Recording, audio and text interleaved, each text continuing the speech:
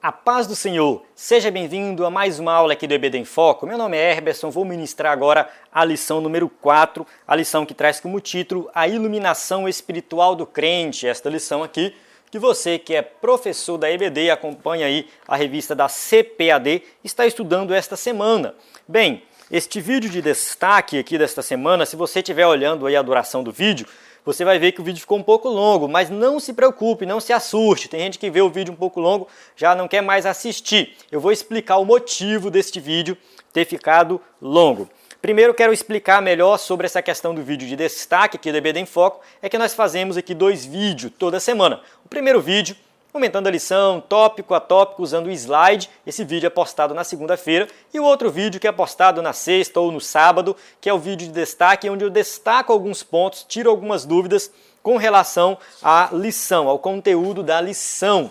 E aí, essa semana eu fiz algo um pouco diferente. Eu vou fazer um teste. Vou ver o que você acha, você que acompanha o EBD em Foco ou que chegou aqui pela primeira vez, o que você vai achar deste formato. Não significa que eu vou fazer sempre assim. A ideia do vídeo de destaque é sempre estar inovando, fazendo algo diferente para que você que é professor do EBD possa aprender também de formas diferentes. O que acontece? O que eu fiz nesta semana? Como a lição, a nossa revista como um todo é comentando Efésios, e nós vamos comentar aqui Efésios capítulo 1, do versículo 15 ao versículo 23, eu preparei um sermão, uma pregação, escrevi um texto aqui de 6 páginas, eu escrevi o meu sermão e eu fiz a exposição deste sermão. Eu gravei um vídeo fazendo a exposição, que é o vídeo que você vai ver daqui a pouco. Eu estou gravando, primeiro eu gravei a exposição e agora eu estou gravando essa parte. Tá? A parte que você vai ver aqui já foi gravada primeiro, justamente para eu ver como é que fica e depois ver se eu disponibilizo ou não.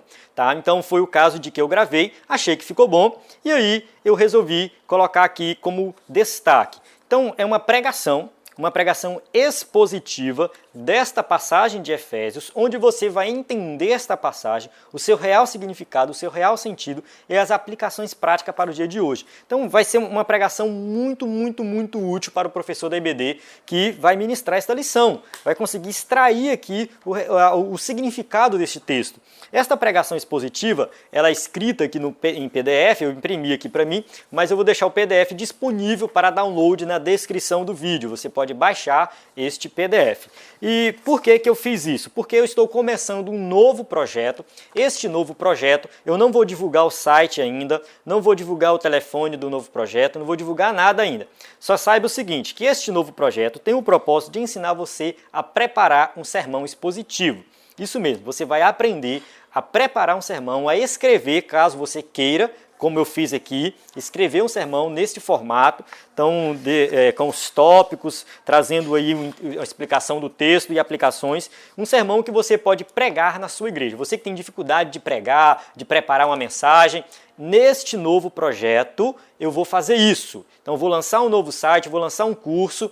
A ideia é que o conteúdo seja gratuito, então a gente sabe que tem alguns gastos, muito provavelmente vai ter alguma coisa monetizada, alguma coisa para pagar, mas o curso de preparação do sermão eu pretendo deixar gratuito para que possa atingir um número maior de pessoas. Tá? Então a ideia é que realmente vai ter alguma coisa paga para compensar os gastos que a gente tem com a plataforma. No entanto, o curso principal que vai ensinar você a preparar um sermão como esse, baixa aí para você ver, ele não vai ter nenhum custo, vai ser de graça. Então, quando eu lançar esse projeto, eu vou avisar a todos que acompanham o EBD em Foco. Então, se você não mandou para mim mensagem no WhatsApp, tem na descrição do vídeo o WhatsApp, 94 98409 2869 é o WhatsApp do EBD em Foco. Você pode mandar uma mensagem para lá com seu nome e sobrenome para que dizendo que tem interesse, por exemplo, no curso de pregação, e aí quando o curso for lançado, a plataforma for lançada, eu entrarei em contato lhe avisando, certo? Então é isso, sem mais delongas, vamos começar aí a exposição.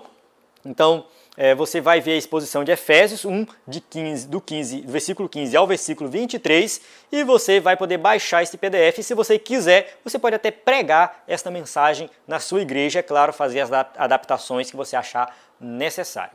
Então, vamos lá. Graça e paz. Neste momento, eu vou fazer a exposição do texto de Efésios, capítulo 1, do versículo 15 ao versículo 23. Você que é pregador da palavra de Deus ou está estudando esta passagem, você pode acompanhar aqui esta exposição. É uma exposição no formato de pregação, uma pregação expositiva, onde eu vou aqui detalhar o texto e tirar do texto as lições práticas para nós cristãos nos dias de hoje.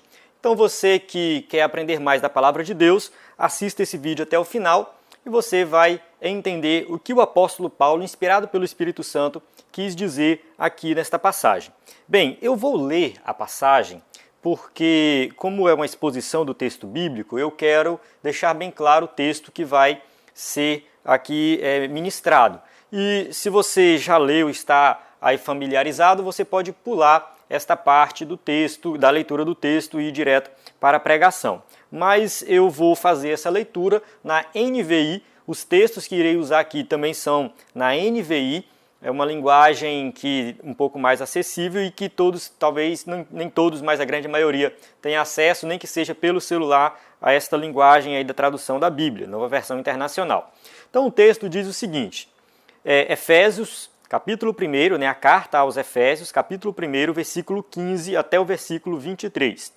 Por essa razão, desde que ouvi falar da fé que vocês têm no Senhor Jesus e do amor que demonstram para com todos os santos, não deixo de dar graças por vocês, mencionando-os em minhas orações. Peço que o Deus de nosso Senhor Jesus Cristo, o glorioso Pai, lhes dê espírito de sabedoria e de revelação no pleno conhecimento dele.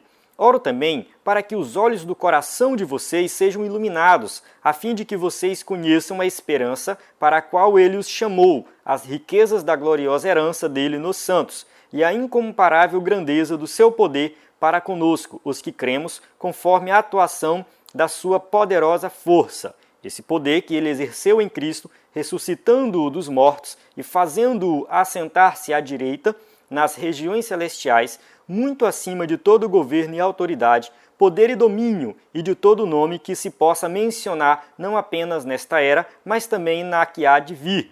Deus colocou todas as coisas debaixo de seus pés e o designou cabeça de todas as coisas para a igreja, que é o corpo, o seu corpo, a plenitude daquele que enche todas as coisas em toda e qualquer circunstância.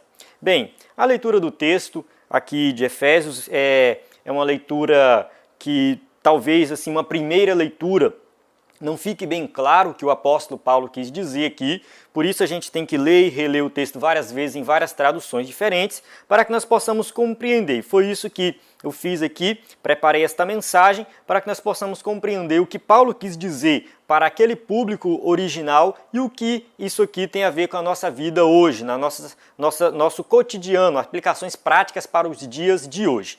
Bem, vamos lá. Entendendo um pouco esta carta de Paulo aos Efésios, a gente entende o seguinte, que esta carta, segundo alguns teólogos, foi escrita não somente para a igreja de Éfeso, foi para a igreja de Éfeso, mas foi também para outras igrejas daquela região. Então foi uma carta circular. Então Paulo ele escreve esta carta com esse propósito. Alguns teólogos dizem isso porque já foi encontrado manuscritos que ela foi endereçada a outra igreja ou a nenhuma, tá, o manuscrito que foi encontrado, e também o fato de Paulo ser muito impessoal aqui, porque Paulo conhecia muito bem os irmãos daquela igreja de Éfeso, mas Paulo não cita ninguém pelo nome, então não era muito comum Paulo fazer isso. Quando ele escrevia para uma igreja que ele conhecia as pessoas pelo nome, geralmente ele citava os nomes e tratava de forma mais pessoal. Então Paulo escreve de forma muito impessoal, então aqui fica uma lição para a igreja de todas as épocas. Então essa carta aqui realmente ela tem uma aplicação muito forte, muito prática para a igreja de hoje, porque não trata somente de problemas específicos daquela época, mas fala da igreja como um todo. E Paulo começa esta carta fazendo uma exposição aqui, falando das bênçãos espirituais em Cristo. Então, quais são essas bênçãos? Ele cita aqui do versículo 3 até o versículo 14, ele fala de eleição, predestinação, redenção. Ele vai falar aqui da nossa escolha. Enfim, ele vai mostrar que nada do que... tudo que aconteceu, na verdade, ele vai mostrar isso. Tudo que aconteceu já estava nos planos de Deus. Já era o plano eterno de Deus de redenção. A igreja já estava na mente de Deus antes da criação de todas as coisas. Então ele mostra isso nesta primeira parte. E nesta segunda parte aqui do capítulo 1, Paulo ele começa a fazer aqui menção dos irmãos, né? Ele fala assim que ouviu falar da fé dos irmãos, os irmãos daquela região que estavam firmados em Cristo. Ele faz uma oração e ele vai fazer algumas petições aqui a Deus. Então, o que a gente olha aqui logo no versículo 15, né, só para reforçar aqui no versículo 15, que ele fala assim: por esta razão, desde que ouvi falar da fé que vocês têm no Senhor Jesus e do amor que demonstraram para com todos. Então, eram crentes que davam testemunho. Paulo, primeira coisa, Paulo está escrevendo para crentes. Segunda coisa, para crentes que dão testemunho, que a fé desses crentes já chegou aos ouvidos de Paulo, como que eles se comportavam, né, como que eles agiam. E eles falam assim, que não somente para com o Senhor, né, que vocês têm com o Senhor, e fala assim, e do amor que demonstram para com todos os santos. Ou seja, a fé que eles tinham não era aquela fé somente vertical, né? Eu creio em Deus e dane-se o resto. Porque tem gente que fala assim, eu sou crente, eu creio em Deus, eu oro, eu leio a Bíblia, mas não ama o próximo, não ajuda o próximo, e isso está errado, né? É assim e é assim também, é para com Deus e para com o próximo. Então esses crentes aqui, eles tinham uma relação vertical e horizontal, eles amavam a Deus e amavam o próximo como a si mesmo, né? Amavam a Deus acima de todas as coisas e o próximo como a si mesmo, porque isso fica bem claro aqui. E Paulo, ele faz uma oração, no versículo 16 ele fala assim, não deixo de dar graças por vocês, mencionando em minhas orações. Então isso aqui não era uma oração ocasional, era uma oração constante. Paulo estava o tempo todo orando, intercedendo por todos. Isso aqui fica o exemplo também, não somente para os líderes, é um exemplo para os líderes, quem está na liderança tem que estar sempre intercedendo pelos seus liderados, mas também para todos os crentes, que nós possamos sempre orar uns para com os outros, né? Orar pelos outros o tempo todo. Isso aqui tem que ser algo constante na vida do cristão. E Paulo ele vai falar assim, peço que o Deus de nosso Senhor Jesus Cristo, o glorioso Pai, lhes dê.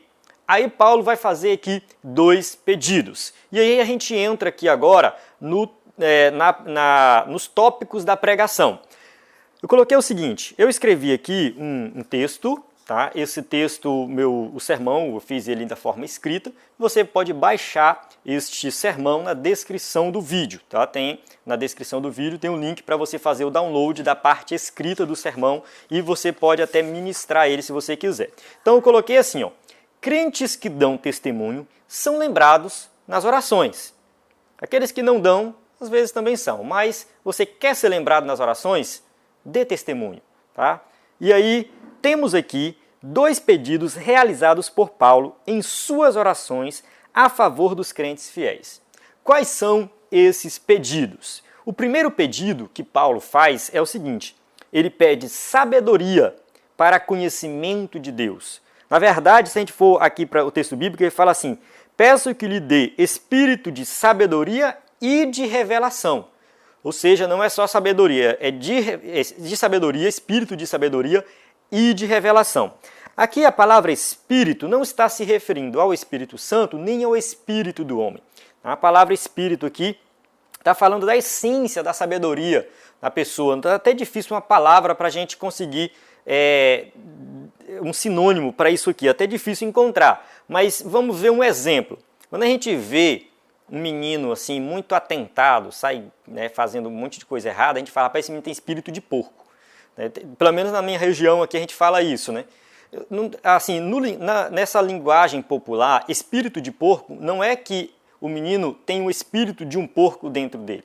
Não, é que o comportamento dele é esse comportamento, né,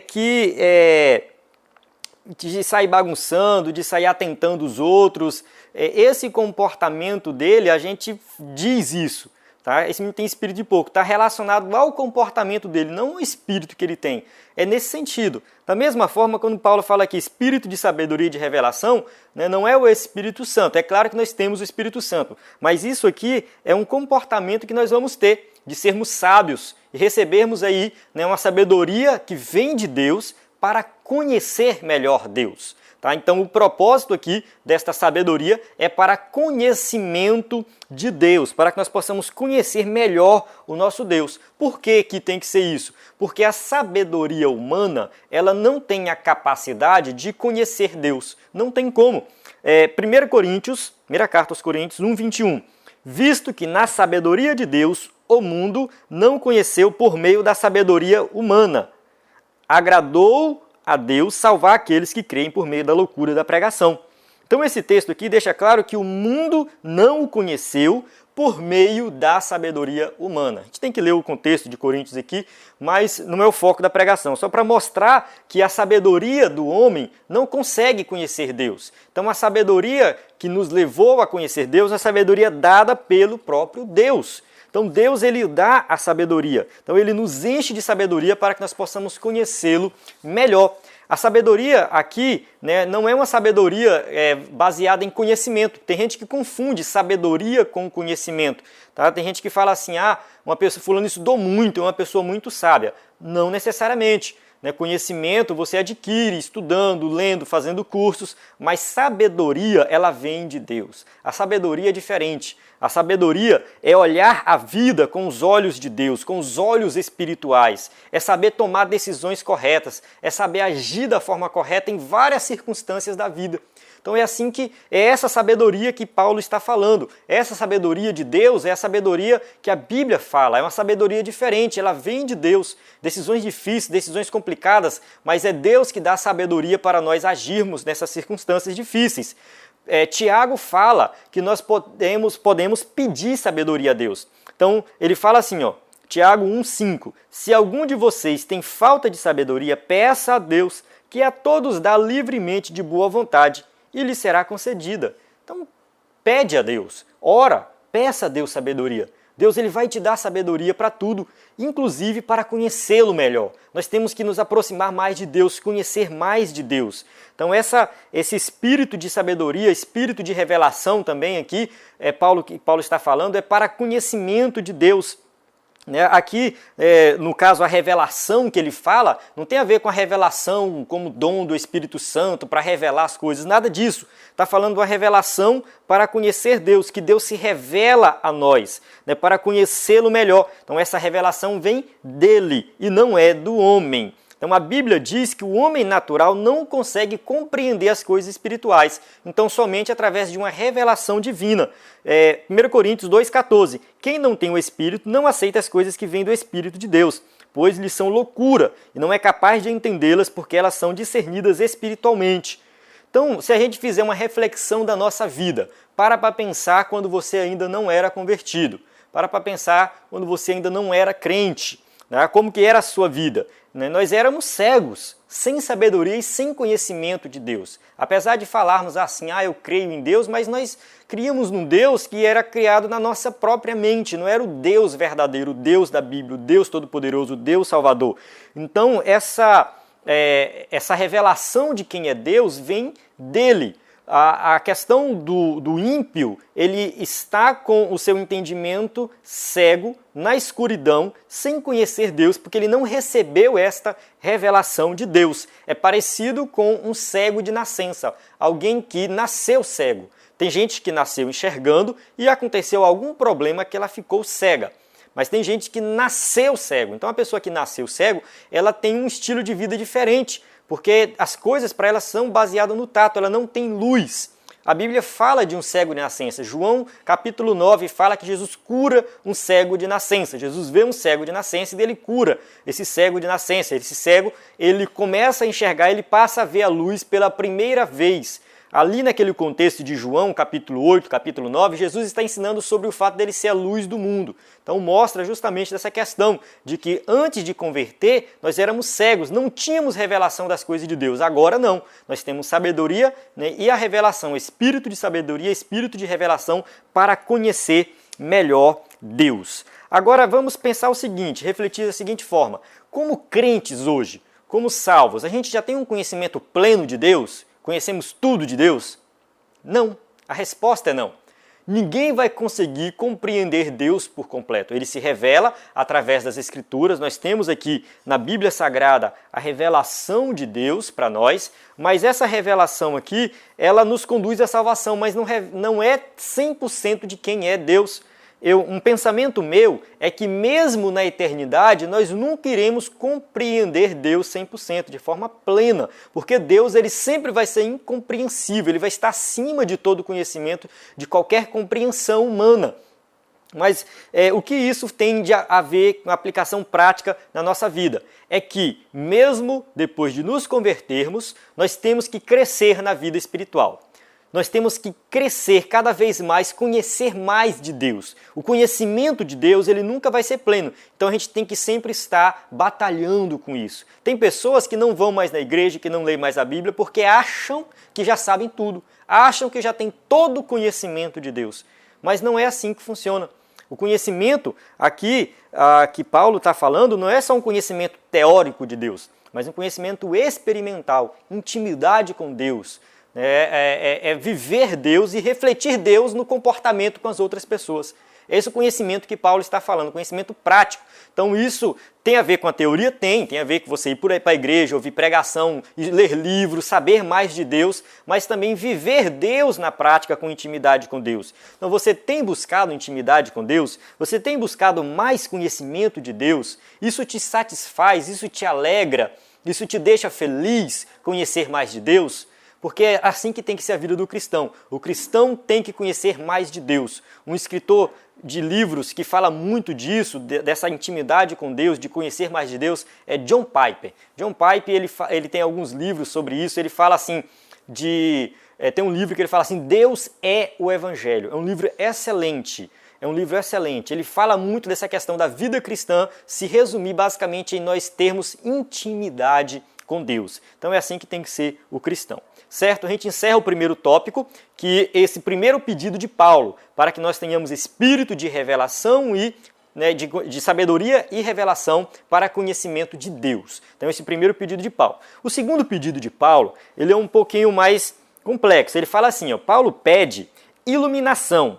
Paulo pede iluminação para conhecimento da esperança do nosso chamado, das riquezas da nossa herança e das grandezas do poder de Deus. Então Paulo pede iluminação para essas três coisas. Vamos lá, no versículo 18 e versículo 19. Você lê o versículo 18 e versículo 19, ele começa a falar desse sentido. Oro também para que os olhos do coração de vocês sejam iluminados. Olha só, os olhos do coração de vocês, figura de linguagem, né? Para que nós possamos ser iluminados, a fim de que vocês conheçam a esperança pela qual Ele os chamou, as riquezas da gloriosa herança dele nos santos e a incomparável grandeza do seu poder para conosco. Então Paulo, ele pede iluminação. Para que essa iluminação? Para essas três coisas. Vamos falar de cada uma delas agora? Dentro desse segundo pedido de Paulo aqui, vamos começar pela questão do chamado. Quando a gente fala do chamado, a primeira coisa que a gente tem que entender é o seguinte, que todo mundo que se converteu recebeu um chamado de Deus. Todo mundo foi tocado. Então, todos que se converteram receberam um chamado de Deus. Jesus fala assim em João 6,44, ninguém pode vir a mim se o Pai que me enviou não o atrair, e eu o ressuscitarei no último dia. Então, aqui Jesus está dizendo o seguinte, todo mundo que vem a mim, o Pai o atraiu, recebeu esse chamado, recebeu esse toque do Espírito Santo. Jesus fala também em outro momento que o Espírito Santo convence o homem do pecado, da justiça e do juízo. Então, todo mundo que vem a Cristo vem através de um chamado. E quando o homem responde de forma positiva a este chamado, ele crê no Evangelho, ele crê em Jesus como Salvador, ele recebe muitas bênçãos espirituais, recebe perdão dos pecados, a justificação, a redenção, a filiação, várias bênçãos espirituais que a gente pode até observar dentro desse contexto aqui de Efésios capítulo 1. Você vai ver Paulo falando de bênçãos espirituais que vêm através da fé em Jesus Cristo.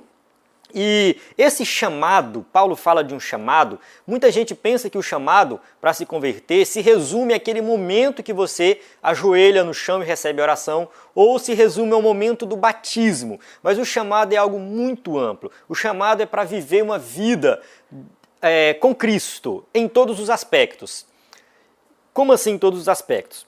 Efésios capítulo 2, versículo 6 fala assim, ó, Deus nos ressuscitou com Cristo e com Ele nos fez assentar nos lugares celestiais em Cristo Jesus. Efésios 2, 6. Paulo começa o capítulo 2 falando que estávamos mortos em delitos e pecados e tudo mais, e aí nós ressuscitamos com Cristo para uma nova vida, vivemos uma nova vida. E agora estamos assentados nos lugares celestiais em Cristo.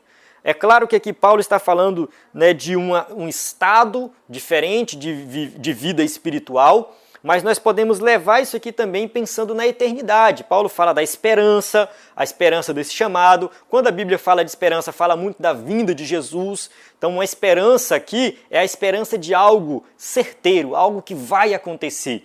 Então, esse chamado de viver com Cristo, de desfrutar do melhor com Cristo, é algo maravilhoso, é algo muito bom. Então, a gente pode pensar assim, a vida cristã é algo bom demais, eu vou desfrutar do bom e do melhor com Cristo. No entanto, Paulo fala lá em Colossenses 1,24 assim, ó, agora me alegro em meus sofrimentos por vocês e completo no meu corpo o que resta das aflições de Cristo, em favor do seu corpo, que é a igreja. Então Paulo aqui, ele não está complementando a salvação quando ele fala de completar as aflições de Cristo. Ele está falando o seguinte, assim como Cristo sofreu, eu também estou disposto a sofrer pela igreja.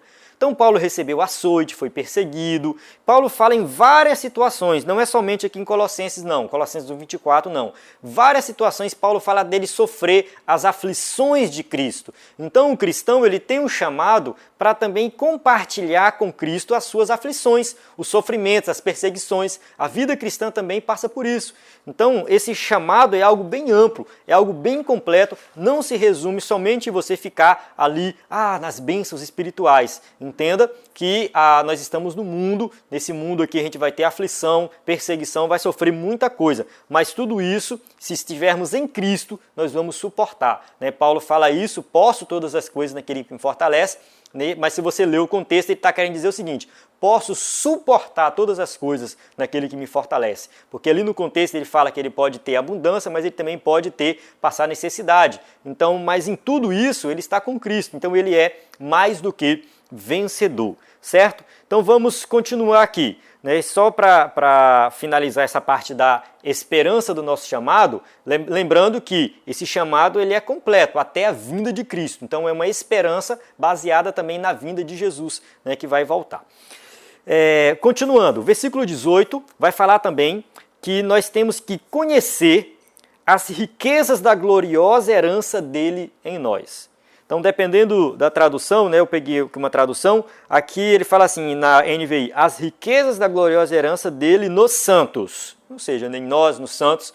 Então, Paulo, ele está falando de uma herança. Essa frase aqui, quando a gente vai para os comentários, a gente vê que tem algumas dúvidas, os comentaristas dizem que tem alguma divergência. Alguns pensam que Paulo está falando da herança de Deus, que os crentes constituem como herança de Deus, são herança de Deus. Tá? Então, seria desse sentido. Mas não encaixa muito bem pelo contexto aqui e outros contextos de Paulo, né? Quando Paulo fala de herança. Porque aqui dá a entender que a herança é nossa, a herança dos salvos. Eu até recomendo você ler este versículo 18 em várias traduções diferentes, para você comparar aí. Mas aqui está falando da herança dos salvos.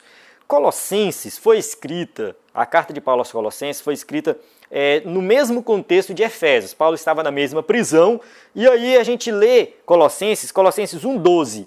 Fala assim, ó, dando graças ao Pai que nos tornou dignos de participar da herança dos santos no reino da luz. Então aqui ele fala herança dos santos. Então por esse contexto, fica bem claro que Paulo está falando da herança nossa, algo que nós vamos herdar.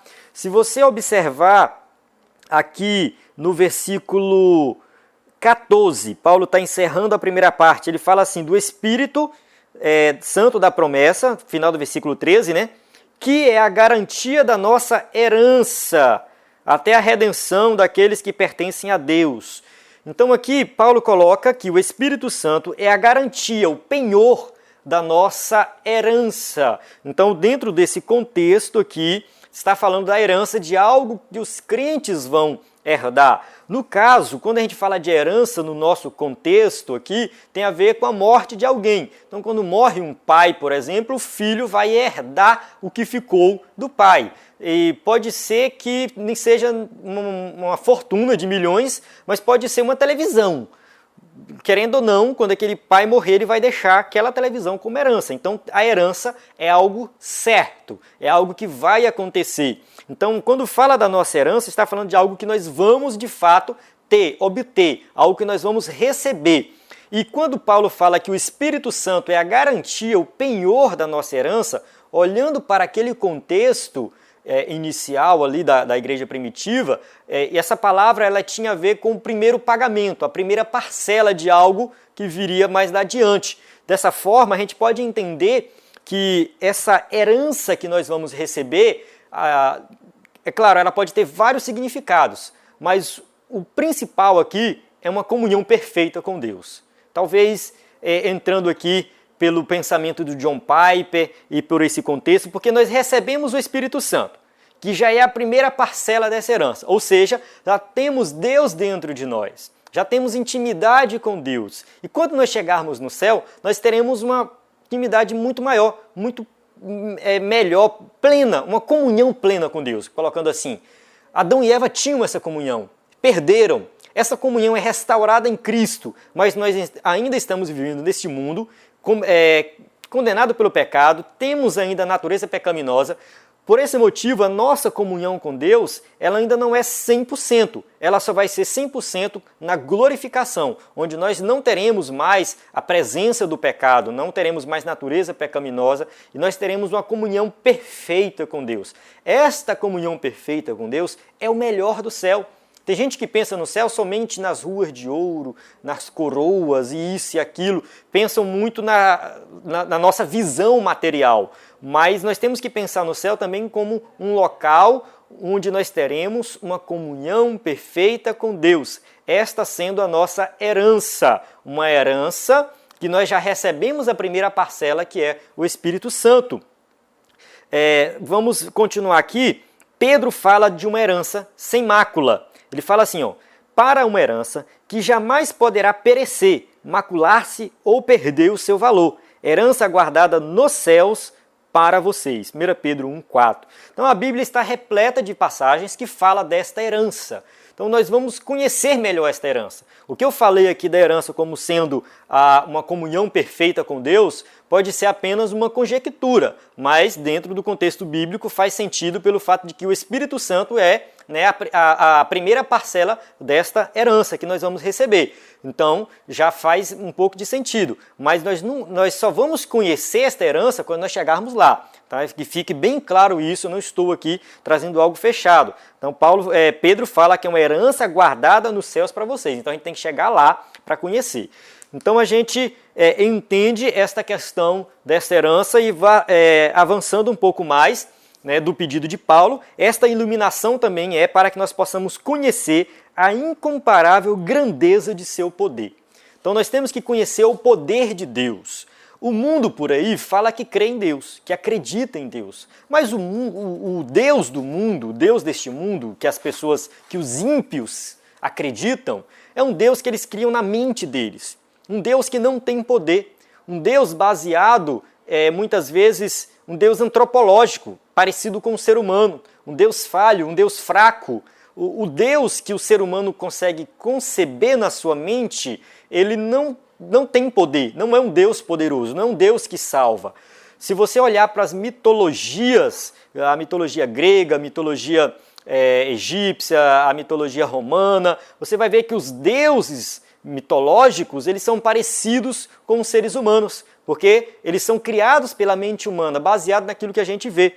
Mas quando a gente olha para o Deus da Bíblia, é diferente. O Deus da Bíblia não se encaixa em nenhuma definição de Deus que o ser humano pode dar. Ele é poderoso, ele é muito poderoso. O texto aqui da NVI vai falar o seguinte: a incomparável grandeza do seu poder para conosco, os que cremos. Então esse poder ele está disponível para nós, para cuidar de nós. Então o Deus que nós cremos é esse Deus, que ele é transcendente, está acima de todas as coisas, ele é separado da criação, ele criou todas as coisas, ele é separado da criação. Tem uns por aí que dizem, que defendem o panteísmo, né? Que Deus ele é a própria criação. Não, Deus não é a própria criação, ele criou todas as coisas, mas ele está fora da criação. É um Deus transcendente, mas ao mesmo tempo é um Deus imanente, um Deus que habita em nós, um Deus que se preocupa conosco, um Deus que cuida de nós, né? Que fala do poder de Deus para conosco. Então esse poder de Deus que está acima de todas as coisas está aí para abençoar aqueles que servem a este Deus maravilhoso. E Paulo, quando ele vai detalhar sobre este poder, ele vai falar da capacidade deste poder. Este poder, ele ressuscitou Cristo. Versículo 20. Esse poder ele exerceu em Cristo, ressuscitando dos mortos. Olha só um poder extraordinário, um poder capaz de vencer a morte, um poder que ressuscita e dá ainda um corpo glorioso, um corpo que não pode mais perecer. Foi assim que Cristo ressuscitou, né? Cristo ressuscitou em um corpo glorioso. Então a gente entende que esse poder é algo extraordinário. Este poder elevou Cristo às alturas, aos céus, e colocou à direita do Pai. Então aqui vai falar dessa questão da direita. A palavra direita aqui, se você ler do versículo 21 ao versículo 23, aí 20, 21, 22 e 23, você vai ver que tem a ver com autoridade. No contexto da época, quem sentava à direita do rei era alguém que tinha autoridade. Então, colocando Cristo aqui, Paulo usando a palavra direita, uma figura de linguagem, para falar da divindade de Cristo. Jesus Cristo é divino, 100% divino, 100% Deus, e tem autoridade sobre todas as coisas, domínio sobre tudo. Versículo 21 fala assim: muito acima de todo governo e autoridade, poder e domínio de todo nome que possa mencionar. E aí, mais na frente, ele fala assim: Deus colocou todas as coisas debaixo de seus pés. Então, debaixo dos pés tem a ver com domínios, tudo está no domínio de Cristo. E ele vai falar da igreja, de Cristo é o cabeça da igreja. Dessa forma, nós podemos concluir o seguinte, que Jesus Cristo está no comando do universo. Então esse poder de Deus ressuscitou ele, colocou ele ali no comando de todas as coisas, no comando do universo. Ele é o cabeça da igreja, levando em consideração que nós crentes somos a igreja. Então Cristo está o quê? Reinando sobre nossa vida. Então ele reina sobre todo o universo e reina na vida de todos os cristãos. Foi isso que esse poder extraordinário fez. Esse poder maravilhoso fez. Exaltou Cristo acima de tudo, porque ele também é Deus. Ele reina sobre tudo, sobre todas as coisas, e tem que reinar em nossos corações. Essa é a base do cristianismo. O cristianismo é isso, é nós crermos em Jesus como Salvador, crermos nele como o poder supremo, o Rei Supremo do universo e também da nossa vida. Nós somos servos dele. O que a gente pode tirar de aplicação prática aqui desse segundo pedido de Paulo? Vou fazer algumas perguntas aqui para você. Será que temos entendido bem a esperança de nosso chamado ou vivemos ansiosos e preocupados com qualquer coisa? Será que qualquer coisa que tira a sua paz, ou você já está descansando em Cristo, sabe que você tem um chamado em Cristo, tem uma esperança de que ele vai voltar? Então não viva ansioso com isso. Saiba que você foi chamado por Deus, você foi tocado pelo Espírito Santo. Segunda pergunta: será que compreendemos as riquezas da nossa herança ou estamos presos a prazeres terrenos? A gente que vive preocupado com bens materiais, prazeres terrenos, como se a vida se resumisse aqui. Mas Paulo fala de uma riqueza da nossa herança, algo que está muito além. Então a herança que eu falei anteriormente, essa herança que está acima de todas as coisas. Uma herança imaculada, algo que está reservado para nós nos céus. Terceira pergunta: será que compreendemos o quanto Deus é poderoso ou estamos crendo em um Deus fraco que criamos em nossa mente? Que Deus você está crendo? É o Deus da Bíblia, o Criador de todas as coisas, sustentador de todas as coisas? Você está crendo num Deus que você viu na mídia, que você criou na sua mente, um Deus fraco, um Deus que não tem poder? Que Deus possa iluminar os nossos corações. Como Paulo fala aqui na tradução da NVI, né? Iluminar os olhos do nosso coração, para que nós possamos compreender aí o nosso chamado, a esperança do nosso chamado, a riqueza da nossa herança e o poder extraordinário de Deus, principalmente esse poder que age na nossa vida, que exaltou Cristo e que coloca Cristo para reinar sobre todas as coisas. Amém? Irmão, você que me acompanhou até aqui, eu espero que você tenha compreendido esta mensagem. Eu espero que você tenha colocado aí o seu coração, a sua mente neste texto, se apropriado deste texto, compreendido aqui esses pedidos que o apóstolo Paulo fez, que você possa colocar em prática isso aqui, que você possa viver, a partir de agora, uma vida de mais intimidade com Deus, buscando conhecer mais a Deus, buscando compreender mais quem é esse Deus, e que você possa permitir que Cristo reine na sua vida. Se você ainda não entregou sua vida a Cristo, se você ainda não se converteu, é a oportunidade de você tomar esta decisão, de você tomar a decisão de Cristo reinar na sua vida, de Cristo, Ele é o Rei do Universo, reconhecer Ele como Rei do Universo, mas reconhecer Ele como Rei também da sua vida, para que Ele possa habitar no seu coração. A paz do Senhor, graça e paz, muito obrigado, até a próxima.